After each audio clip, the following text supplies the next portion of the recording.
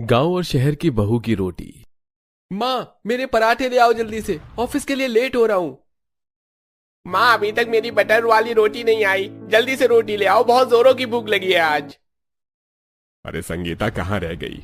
रोटी बनाने में इतनी देरी कैसे हो रही है? जल्दी से ले आओ भाई, काम के लिए भी निकलना है। अरे ला रही हूँ, सब्र रखो। इन लोगों में सब्र नाम की चीज नहीं है। मेरी आधी जिंदगी तो इन लोगों के रसोई में रोटियां बेलते बेलते ही बीत गई। किसी को पराठे चाहिए तो किसी को फुलके। हे भगवान, 2 बेटे दिए तूने, अगर बेटी दे देता तो क्या चला जाता। कम से कम घर के कामों में वो मेरी मदद तो करवाती। संगीता एक तवे पर फुलके बनाती है तो दूसरे तवे पर पराठे और जल्दी से सबके लिए लेकर आती है। क्या माँ, रोज रोज गोल गोल पराठे बना देती हो? अरे तिकोने पराठे बनाया करो ना, वो खाने में ज्यादा टेस्टी लगते हैं। मैंने कितनी बार कहा है कि मेरी रोटी पर घी नहीं बल्कि बटर लगाया करो, आज फिर घी लगा कर ले आई। संगीता, तुमसे हर रोज मैं फुलके कहता हूँ, पता नहीं तुम ये रोटी क्यों ले आती हो। मुझे गर्मा गर्म फुलके पसंद है, ठंडी रोटी नहीं। जो मिल रहा है ना चुपचाप से खा लो। इस घर की नौकरानी नहीं हूँ। एक तो पूरा पूरा दिन तुम लोगों के लिए रोटियां बनाऊं, ऊपर से तुम्हारी फरमाइश खत्म नहीं होती।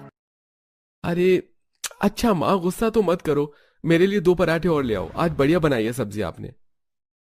और माँ, मेरे लिए 3 रोटियां और ले आना, और हाँ, इस बार बटर ही लगाना। संगीता अब फिर दोबारा किचन में जाती है और बार बार पसीना पोंछते हुए सबके लिए रोटियां बनाने लगती है। अपने दोनों बेटे और पति के जाने के बाद अब संगीता खुद के लिए 4 से 5 रोटियां बनाती है और सुकून से बैठकर नाश्ता करती है।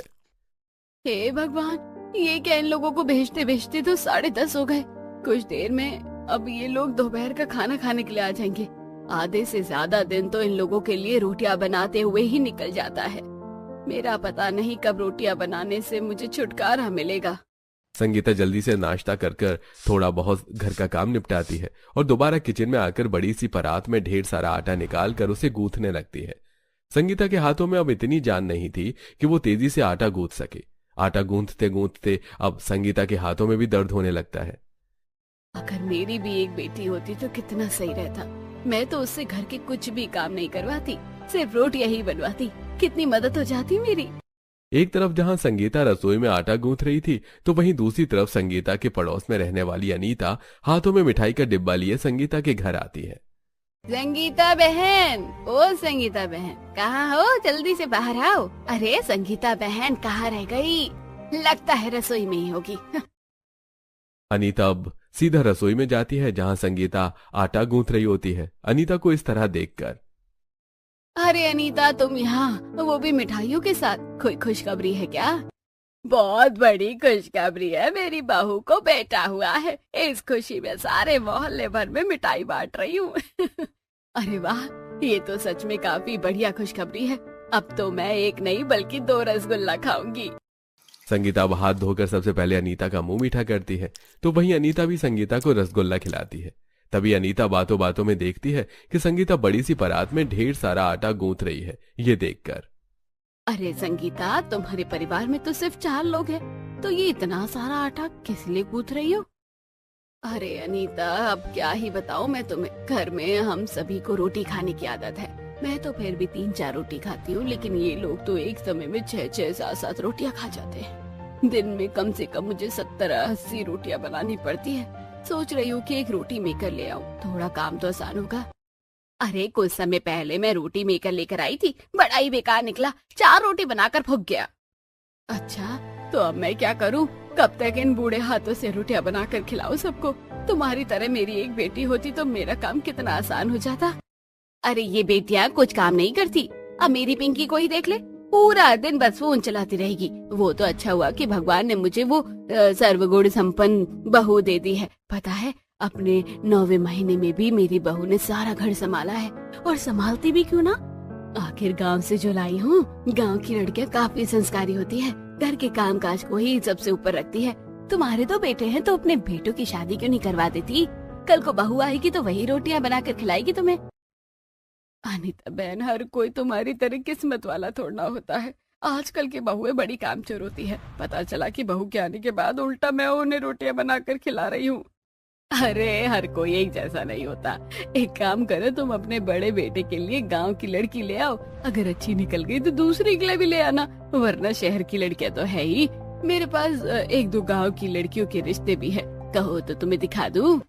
थोड़ी देर में दोपहर का खाना खाने के लिए तीनों आ जाते हैं, जिनके लिए ढेर सारी रोटियां संगीता बनाती है। और जब वो फ्री होती है तो अनीता अपने घर से अनीता कुछ गांव की लड़कियों की तस्वीर लाती है और संगीता को लिविंग हॉल में बिठाकर दिखाती है, जिसमें से संगीता को एक गीता नाम की लड़की काफी पसंद आती है। ये लड़की तो काफी सुंदर है और जैसा तुम इसके बारे में बता रही हो सुनकर तो लग रहा है कि ये तो घर के सारे कामकाज जानती होगी। आज मैं इस बारे में इन लोगों से बात करती हूँ। शाम जैसे ही सब ऑफिस से आते हैं तो चाय नाश्ते के साथ लिविंग हॉल में बैठकर संगीता अपने बड़े बेटे आशुतोष के लिए गीता का रिश्ता सबके सामने रखती है। मैं तो कह रही हूँ कि अगले हफ्ते जाकर लड़की दिखाते हैं। हम सब सही रहा तो रोका कर देंगे। आशुतोष तेरा क्या कहना है? माँ दरअसल मेरे ऑफिस में एक लड़की है, उसका नाम मधु है। हम दोनों एक दूसरे को काफी पसंद करते हैं माँ, और शादी भी करना चाहते हैं। मैं एक शहर की लड़की को अपने घर की बहू नहीं बनाना चाहती। शहर की लड़कियां घर का कुछ काम भी नहीं करती। मुझे कोई ऐसी बहू चाहिए जो घर संभाले और तुम लोगों को रोटियां बनाकर खिलाए। शादी के बाद मधु अच्छे से घर की जिम्मेदारियां संभाल लेगी और उसे खाना भी काफी अच्छा आता है। अगर आशुतोष इतना कह रहा है तो एक बार लड़की वालों से मिलने में क्या हर्ज है, मिल लेते हैं। कैलाश के कहने पर अब अगले हफ्ते संगीता अपने पूरे परिवार के साथ मधु के घर जाती है। जब मधु की माँ टेबल पर तरह तरह के पकवान रखती है, जिसे देख बहन जी, इन पकवानों को देखकर लग रहा है कि आपने इन्हें किसी बड़े होटल से मंगवाए हैं। नहीं नहीं, ये तो मेरी बेटी मधु ने बनाए हैं। बहुत अच्छा खाना बनाती है। सब्जी चावल तो हर कोई बना लेता है, लेकिन बात तो रोटी की है। गोल गोल रोटी बना लेती हो या सब्जी चावल ही बना पाती हो? मैं गोल रोटी भी बना लेती हूँ और काफी अच्छी बनाती हूँ। सभी को मधु काफी पसंद आती है, जिसके चलते संगीता को अब न चाहते हुए भी रिश्ते के लिए हाँ करना पड़ता है। घर आने के बाद कमरे में बैठकर संगीता कैलाश से कहती है, सुनिए जी, आशुतोष तो अपनी मर्जी से शहर की लड़की से शादी कर रहा है, इसलिए मैं सोच रही थी कि अगर तरुण की शादी मेरी पसंद की गांव की लड़की से करवा दे तो। एक बार तरुण से बात करते हैं, कहीं ऐसा ना हो कि उसने भी कोई पसंद करके रखी हो पहले से। संगीता और कैलाश इस बारे में तरुण से बात करते हैं। तरुण को शादी से कोई ऐतराज नहीं था और वो हाँ कर देता है, और अब एक साथ ही संगीता की शहरी और गांव की बहू शादी कर लाती है। दोनों का गृह प्रवेश होता है और आज दोनों का ही उनके ससुराल में पहला दिन होता है। माँ जी, आप आटा गूंथ रही है? लाइए मैं गूंथ लेती हूँ। नहीं बहू, आज तो तुम्हारा पहला दिन है। पहली रसोई की रस्म कल होगी। मेरे गांव वाली बहू कितनी समझदार है, अपनी सास को काम करता देख कैसे मदद करने आ गई। अरे गांव की लड़कियां की तो बात ही अलग होती है। संगीता पहले दिन ही अपने गांव और शहर वाली बहू में कंपैरिजन करना शुरू कर देती है। थोड़ी देर में नाश्ता बनता है और पूरा परिवार नाश्ता करता है। नाश्ते में सब्जियां और आशुतोष के सामने पराठे, 7 देवर के सामने 7 बटर रोटी, ससुर के आगे 7 फुलके और बाकी डलिया में ढेर सारी रोटियां लगी थी, जिसे देख मधु गीता दोनों हैरान हो जाती हैं, लेकिन वो किसी से कुछ नहीं कहती। तो वहीं दोपहर का खाना जोड़ने में जब दोनों बहुएं संगीता की मदद करती हैं, दोनों बहुएं देखती हैं कि दोपहर के खाने में भी रोटियां पराठे बने हैं। ये लोग सुबह नाश्ते में भी रोटी पराठे खा रहे हैं और अब फिर खाने में भी रोटी। मेरा तो चावल खाने का मन कर रहा है। क्या पता माँ जी रात के खाने में चावल बना दे। दोपहर में खाना खाने के बाद जब रात के खाने की बारी आती है तो उसमें भी संगीता सबके लिए रोटी पराठे वगैरह ही बनाती है, जिसे खाने के बाद अब दोनों बहुएं किचन में बात करती हैं। सुबह से रात हो गई लेकिन माँ जी ने एक भी बार चावल नहीं बनाए। मुझे तो रोटी खानी पसंद ही नहीं है इतना। अरे क्या खुसर पुसर चल रही है दोनों देवरानी जेठानी में? माँ जी, वो हम दोनों सुबह से देख रहे हैं कि नाश्ते से लेकर रात के खाने में सब्जी और रोटी ही बन रही है। क्या घर में चावल नहीं बनते? तेरे ससुर और इन लोगों को रोटी खाने की आदत है। पहले तो मैं चावल भी बनाती थी, लेकिन इन्हें देख देख कर मुझे भी रोटी खाने की आदत लग गई। तीनों वक्त हमारे घर में रोटियां ही बनती है, चावल तो कभी कभार ही बनते हैं। और तुम दोनों को भी अपनी रसोई की रस्म में बढ़िया बढ़िया रोटी बनानी है। अपनी गीता बहू से तो मुझे पूरी उम्मीद है, क्योंकि वो गांव से जो है अच्छी ही बनाएगी। लेकिन मधु बहू, जरा तुम ध्यान रखना। वैसे कल मधु की पहली रसोई की रस्म है और परसों गीता बहू की, जिसका मुझे बेसब्री से इंतजार है।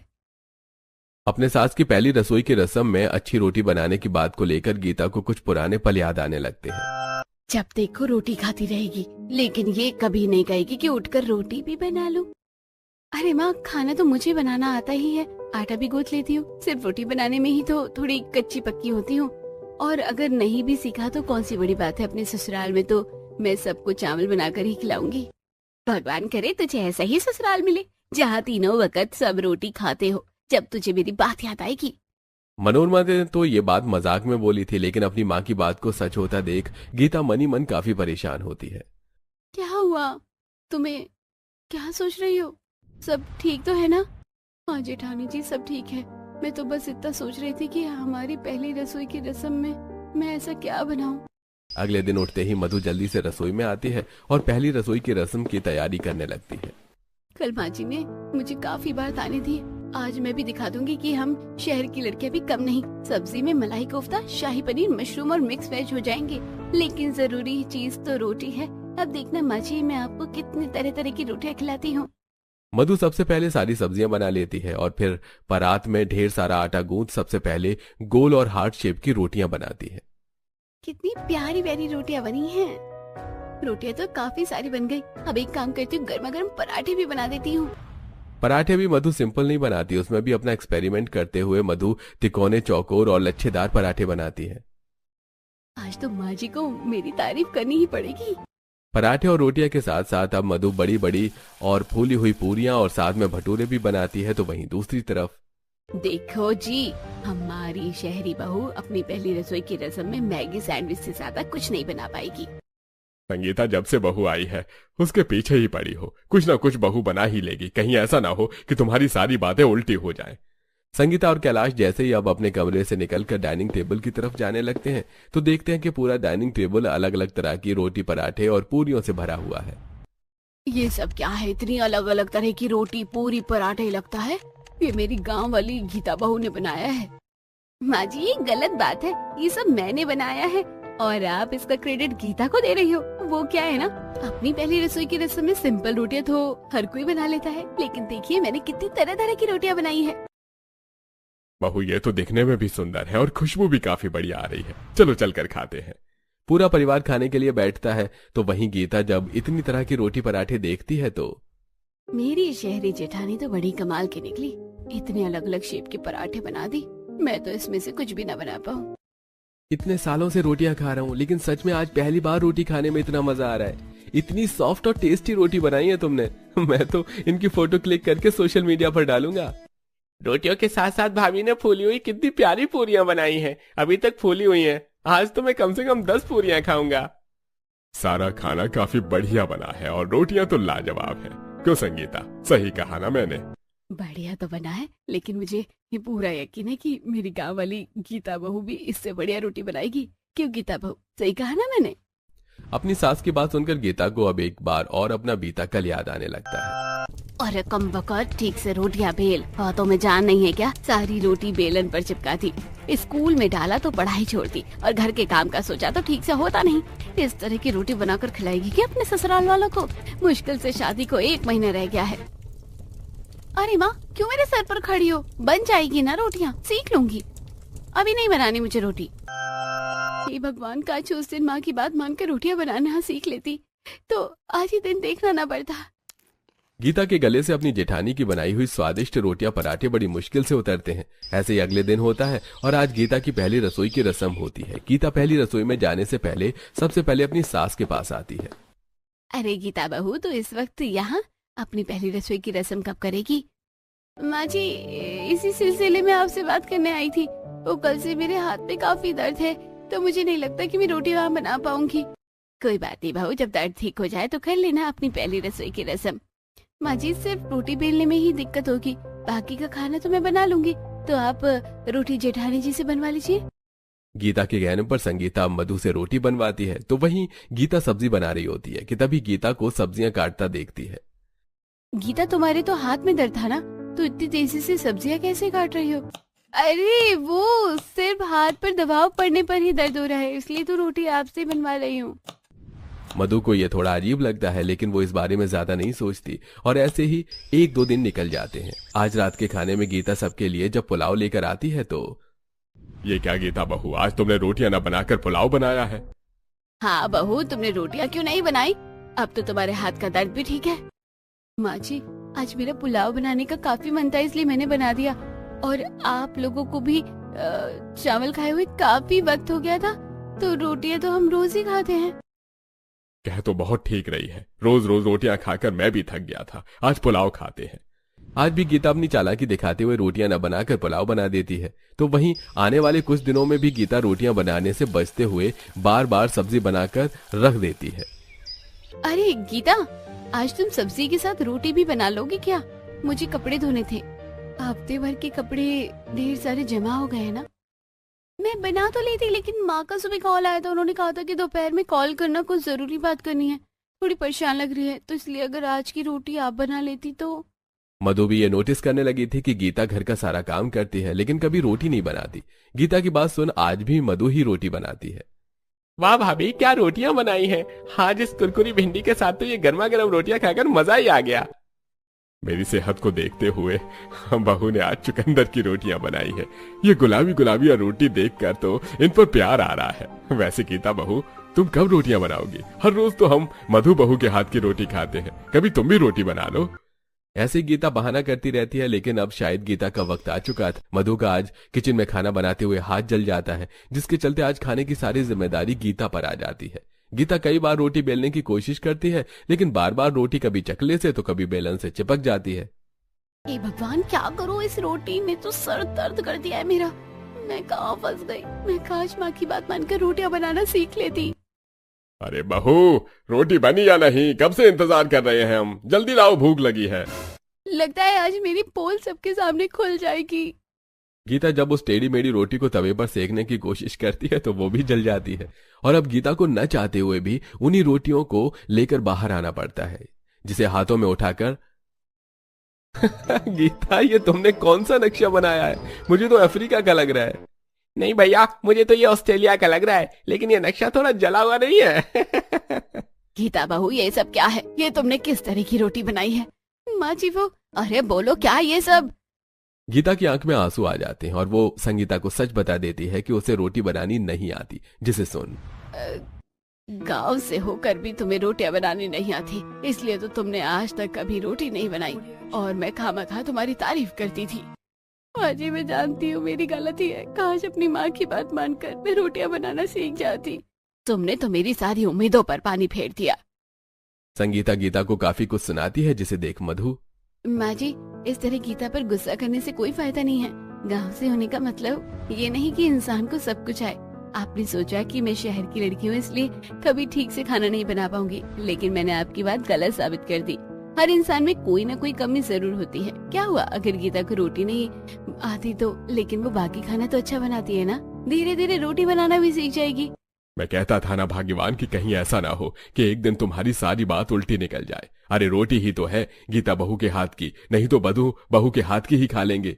माँ जी, आप मुझे बस एक मौका दे दीजिए, मैं जल्द से जल्द रोटी बनाना सीख जाऊंगी। मधु और कैलाश की बात सुनकर संगीता अब गीता पर बिल्कुल भी नहीं चिल्लाती, तो वहीं अब मधु गीता को अपनी तरह ही रोटी बनाना सिखाती है, और अब कुछ समय में गीता भी काफी अच्छी रोटी बनाने लगती है, और अब दोनों बहुएं हर दिन अलग अलग तरह की रोटियां बनाकर अपने ससुराल वालों को खिलाती।